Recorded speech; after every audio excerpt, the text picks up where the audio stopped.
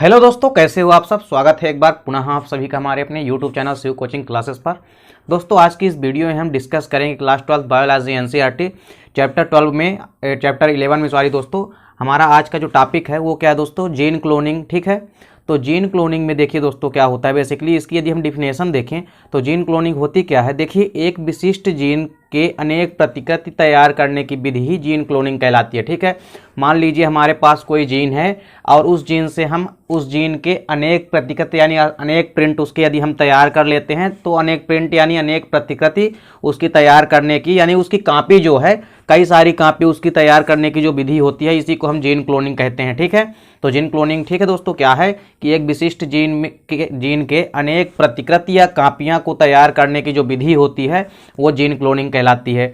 ठीक है, देखिए इसके अंतर्गत सर्वप्रथम किसी जीव के किसी खास जीन को रिस्ट्रक्शन एंडोन्यूक्लियस की सहायता से काटकर अलग किया जाता है। ठीक है, मान लीजिए हमको जिस भी जीव के जीन्स का क्या करना होता है, हमको क्लोनिंग तैयार करना होता है, तो उसको सर्वप्रथम क्या करते हैं कि उसको जीन को क्या करते हैं हम काट करके, ठीक है, उसको एंडोन्यूक्लियस की सहायता से काट करके अलग कर देते हैं। ठीक है, जीव के जीन्स को अलग कर लेते हैं। ठीक है, किसकी सहायता से काट करके, रिस्ट्रक्शन एंडोन्यूक्लियस की सहायता से। और हमको मालूम है कि जो रिस्ट्रक्शन एंडोन्यूक्लियस होता है यह एक प्रकार का एंजाइम होता है, यह तोड़ने वाला एंजाइम होता है। ठीक है, इसकी सहायता से जो डीएनए स्टैंड होते हैं उनको आपस में तोड़ते हैं। ठीक है, तो डिस्ट्रक्शन एंडोन्यूक्लियस एंजाइम की सहायता से काटकर अलग कर लिया जाता है। ठीक है, इसके बाद देखिए क्या होता है कि इसके बाद जो इलेक्ट्रोफोरेसिस है, ठीक, तो इसके बाद इसका क्या करते हैं अपन, इलेक्ट्रोफोरेसिस करते हैं। ठीक है, इसके बाद इसका इलेक्ट्रोफोरेसिस द्वारा क्या करते हैं कि डीएनए खंड को शेष कोश की डीएनए से पृथक कर लिया जाता है। ठीक है, क्या कहा दोस्तों हमने,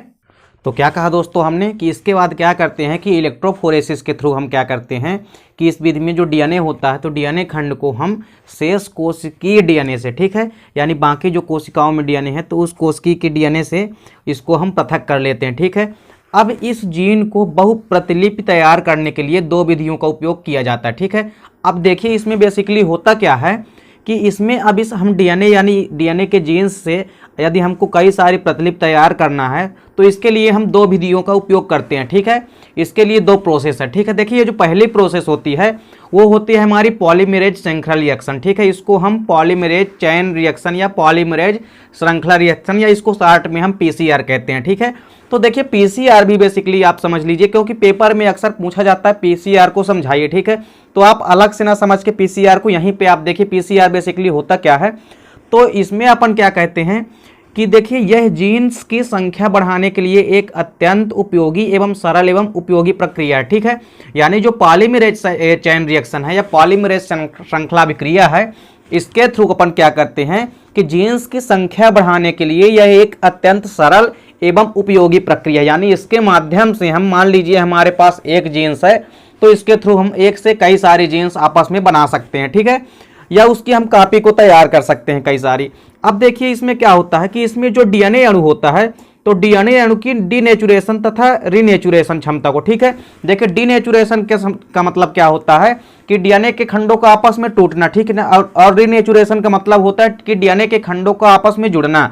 ठीक है, तो देखिए बेसिकली इसमें क्या होता है कि डीएनए अणु की डीनेचुरेशन तथा रीनेचुरेशन क्षमता को उपयोग में लाया जाता है, यानी इन दोनों क्रियाओं को साथ में अपन लाएंगे इसमें। ठीक है, तो डीनेचुरेशन भी और रीनेचुरेशन भी। ठीक है, अब देखिए इसको हम क्या करते हैं, जो 72 डिग्री सेल्सियस पर गर्म करते हैं। ठीक है, जो हमारा जीन्स है, ठीक है, यानी हमारे पास जो जीन्स हमने लिया है जिसकी प्रतिकृति या जिसकी कॉपियां हमको कई सारी तैयार करनी है, तो उसको बेसिकली करते क्या है हम कि उसको 72 डिग्री सेल्सियस पर गर्म करते हैं। ठीक है, तो उसको 72 डिग्री सेल्सियस पर गर्म करने पर जो डीएनए अणु होता है, ठीक है, तो डीएनए के दोनों स्ट्रैंड्स क्या होते हैं, पृथक हो जाते हैं। ठीक है, तो डीएनए के दोनों स्ट्रैंड्स जब पृथक हो जाते हैं इस घटना को डीएनए डीनेचुरेशन कहते हैं। ठीक है, तो डीएनए का यानी यहाँ पे आपस में पृथक होने की क्रिया क्या कहलाती है, डीनेचुरेशन कहलाती है। ठीक है, तो जब 72 डिग्री सेल्सियस पर गर्म करते हैं तो डीएनए के दोनों स्ट्रैंड्स क्या होते हैं, आपस में पृथक हो जाते हैं यानी अलग अलग हो जाते हैं।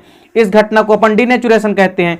इस प्रकार देखिए जो प्राप्त डीएनए है तो प्राप्त डीएनए के दोनों स्ट्रैंड्स जो है टेम्पलेट की तरह कार्य करने लगते हैं। ठीक है, दोनों स्ट्रैंड्स आपस में एक दूसरे के टेम्पलेट की तरह कार्य करने लगते हैं।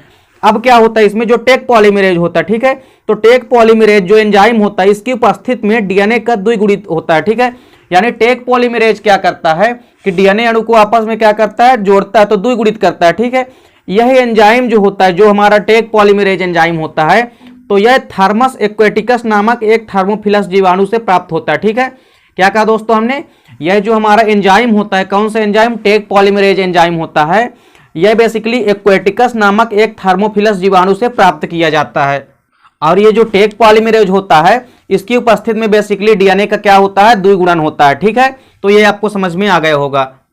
तो इस प्रकार से देखिए, एक डीएनए अणु से अथवा जीन से दो डीएनए अणु अथवा जीन प्राप्त हो जाते हैं। ठीक है, यानी एक जो डीएनए का अणु है उससे या जीन्स है उससे दो डीएनए के अणु अथवा जीन्स प्राप्त हो जाते हैं। ठीक है, यह क्रिया अपनी इच्छा अनुसार अनेक बार दोहराई जाती है। ठीक है, अब हमको चूंकि जितनी कापियां तैयार करनी है, हम उसके अनुसार से उतनी बार यह प्रक्रिया को दोहराएंगे। ठीक है, और इसके परिणाम स्वरूप क्या होता है, हमको कई सारे जीन यानी असंख्य मात्रा में जीन की प्रतिलिपि जो है या कापियां हमको प्राप्त हो जाती है।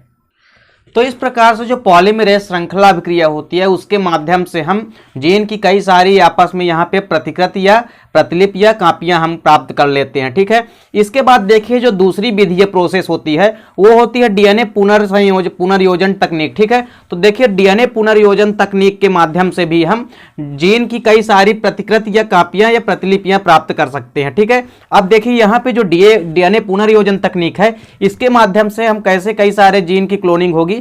देखिए इसके अंतर्गत क्या होता है, किसी जीन को, ठीक है दोस्तों, इसके अंतर्गत क्या करते हैं, हम आपस में जोड़कर, हम उचित वाहक पर जोड़कर उसको पोषक कोशिका के अंदर प्रविष्ट कराया जाता है। ठीक है, यानी देखिए यहाँ पे क्या होता है, इसके अंतर्गत कोई जीन है हमारे पास, ठीक है, उसको उचित वाहक पर, ठीक है, जोड़ करके क्या करते हैं, जो पोषक कोशिका होती है यानी जो होस्ट सेल होती है, होस्ट सेल के अंदर इसको क्या कर देते हैं, इंटर कराया जाता है। ठीक है, यानी प्रविष्ट कराया जाता है। इसके परिणाम स्वरूप क्या होता है कि जो पोषक कोशिका में होने वाला लगातार विभाजन है, ठीक है, यानी जो पोषक कोशिका यानी होस्ट सेल में जो लगातार विभाजन होगा यानी डिवीजन होगा, इसके परिणाम स्वरूप क्या होता है कि बनने वाली प्रत्येक कोशिका में जीन की प्रतिलिपि चली जाती है। ठीक है, यानी जो हर एक नई कोशिका बनेगी विभाजन के परिणाम स्वरूप, तो उसमें जीन की प्रतिकृति भी चली जाएगी। तो इस प्रकार से देखिए होता क्या है कि जब देखिए जो होस्ट सेल है, ठीक है, तो होस्ट सेल में जब विभाजन होगा, तो होस्ट सेल में विभाजन के परिणाम स्वरूप क्या होगा कि प्रत्येक कोशिका में जीन की प्रतिलिपि भी साथ में चली जाती है। इस प्रकार कोशिकाओं की संख्या में वृद्धि के साथ साथ क्या होता है, जीनों की संख्या में भी वृद्धि होती जाती है। ठीक है, तो इस प्रकार से यहाँ पे भी डीएनए की कई सारी प्रतिलिपि या कापियां प्राप्त हो जाती है हमको। ठीक है, अब देखिए दोस्तों यहाँ पे हम जीन क्लोनिंग की कुछ उपयोगिता देखेंगे। ठीक है, तो देखिए जीन क्लोनिंग की बेसिकली उपयोगिता क्या क्या होती है, इसके द्वारा देखिए क्या होता है, पहला पॉइंट होता है, इसके द्वारा क्या है कि अनुवांशिक गुणों को प्राप्त किया जा सकता है। ठीक है, यानी जीन क्लोनिंग के माध्यम से हम जेनेटिक कैरेक्टर्स को प्राप्त कर सकते हैं। ठीक है, अगला पॉइंट है यहाँ पे दोस्तों हमारा कि इस प्रकार के द्वारा यानी इस तकनीक के द्वारा हम कई सारी बीमारियों से बचा जा सकता है। ठीक है, इसके द्वारा कई सारे डिसीजेस से बचा जा सकता है। ठीक है, ये इसका दूसरा उपयोग है। एक इसके बाद देखिए इसका तीसरा उपयोग या महत्व क्या है कि इस तकनीक के द्वारा कई दवाइयों का संश्लेषण भी किया जा सकता है। ठीक है, इस तकनीक के द्वारा कई सारी दवाइयों का भी संश्लेषण किया जा सकता है। देखिए इसके बाद क्या है, चौथा पॉइंट है हमारा, इसका उपयोग जो है बेसिकली सुजननकी में किया जा सकता है। ठीक है, इसका उपयोग किस में किया जाता है दोस्तों, सुजननकी यानी इसको, ठीक है, सुजननकी में किया जा सकता है इसका उपयोग।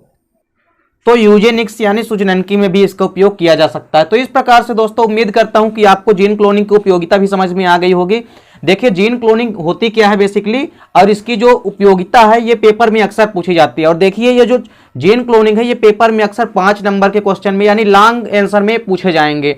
ठीक है, देखिए इनमें बेसिकली होता क्या, जैसे जीन क्लोनिंग हो गई, ठीक है, इसके बाद जैसे हमने आपको इसके जीन क्लोनिंग में जो जीन क्लोनिंग है इसकी हमने आपको 2 विधियां बताई है। ठीक है, यानी जो डीएनए की प्रतिलिपि है या डीएनए की जो जीन्स की जो कापियां बनाई है हमने, तो इसके बनाने के लिए 2 प्रोसेस हमने देखा। पहला जो हमने देखा था वो पॉलीमरेज श्रृंखला रिएक्शन देखा था, और पॉलीमरेज श्रृंखला रिएक्शन जो है ये आपसे पेपर में अलग से भी पूछ सकता है कि पॉलीमरेज श्रृंखला अभिक्रिया होती क्या है, पॉलीमरेज श्रृंखला अभिक्रिया को समझाइए। ठीक है, और आपसे इसमें से कई सारे ऑब्जेक्टिव क्वेश्चन भी बनते हैं। ठीक है, उसको भी आपको ध्यान में रखना है।